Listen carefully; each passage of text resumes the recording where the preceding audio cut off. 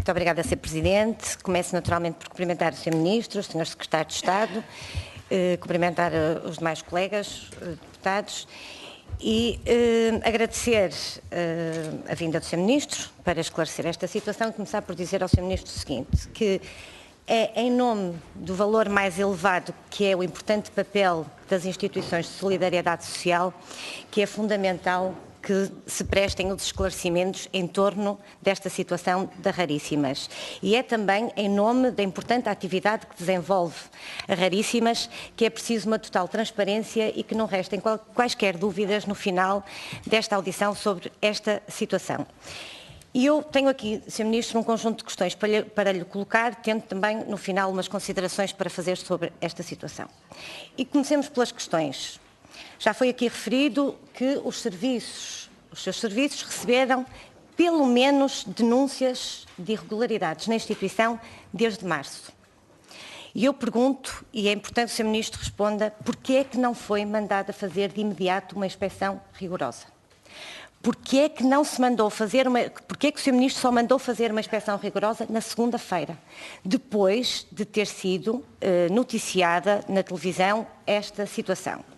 É que o Sr. Ministro, nesta altura, já tinha todos os elementos para poder agir e mandar fazer uma inspeção rigorosa.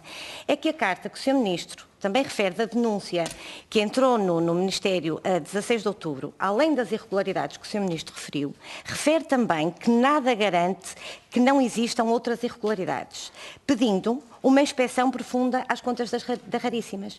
E eu pergunto, Sr. Ministro, o que é que era preciso dizer mais? O que é que era preciso dizer mais para que fosse ordenada, de imediato e com caráter de urgência, uma inspeção à Raríssimas?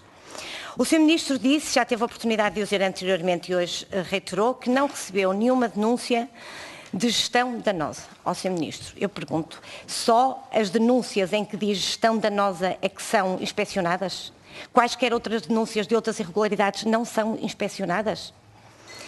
É que o Sr. Ministro importa esclarecer isto. E há aqui uma outra questão, Sr. Ministro. O Sr. Ministro já disse que no mês de junho recebeu a Presidente da instituição e que lhe apresentou uma situação de uma auditoria a apontar irregularidades por problemas internos.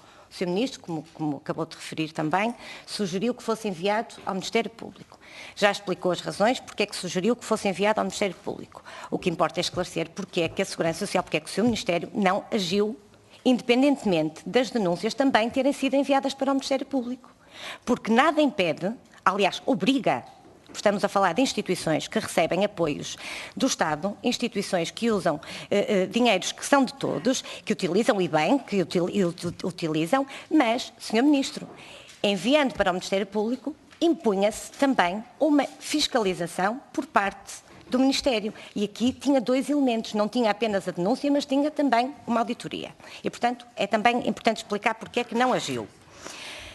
Depois ainda, Sr. Ministro, já o Sr. Ministro era conhecedor destas irregularidades e, embora soubesse destas irregularidades, o Sr. Ministro esteve presente numa reunião juntamente com a Raríssimas e uma empresa congénere sueca, assinar um protocolo. Relativamente a esta situação, Sr. Ministro, na assinatura deste protocolo, já sabemos, já veio a público, que a Raríssimas se intitulou de fundação. O Sr. Ministro sabe, como sabia na altura, que a Raríssimas não era nenhuma fundação. E, portanto, o que eu pergunto, Sr. Ministro, o Sr. Ministro chamou a atenção para esta situação? O Sr. Ministro corrigiu esta situação? Demarcou-se desta situação ou remeteu-se ao silêncio? Mais, pergunto, o Sr. Ministro assinou, à época, algum documento no âmbito da assinatura deste protocolo?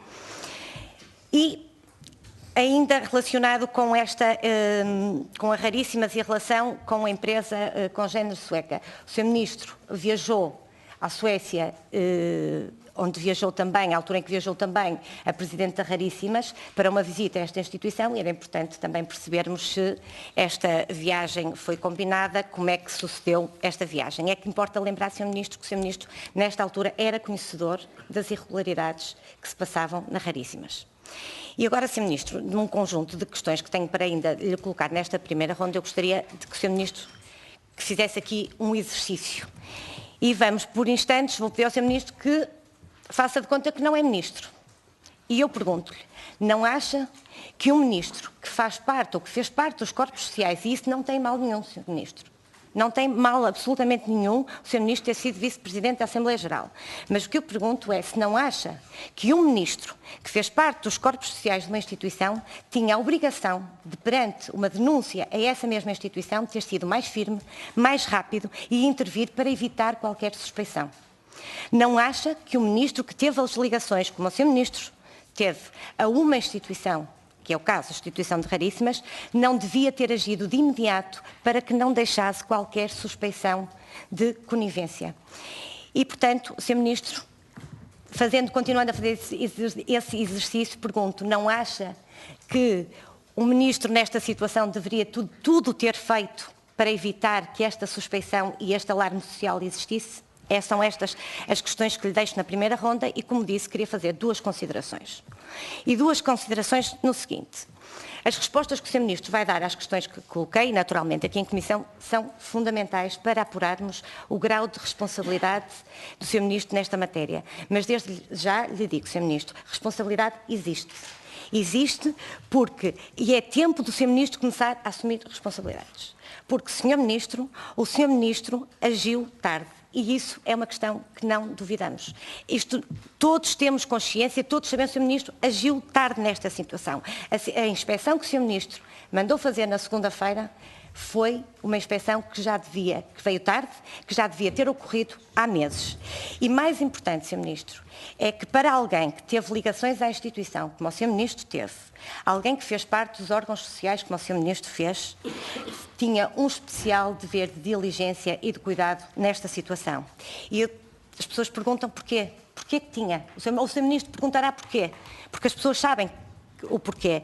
É que o Sr. Ministro corria sempre o risco de cair numa situação de suspeição de encobrimento à instituição. E esta suspeição não poderia existir. E uma última consideração para lhe dizer, Sr. Ministro, que de facto é fundamental que estas questões sejam esclarecidas e dizer-lhe que à mulher de César não basta ser sério, é preciso parecê-lo. Muito obrigada.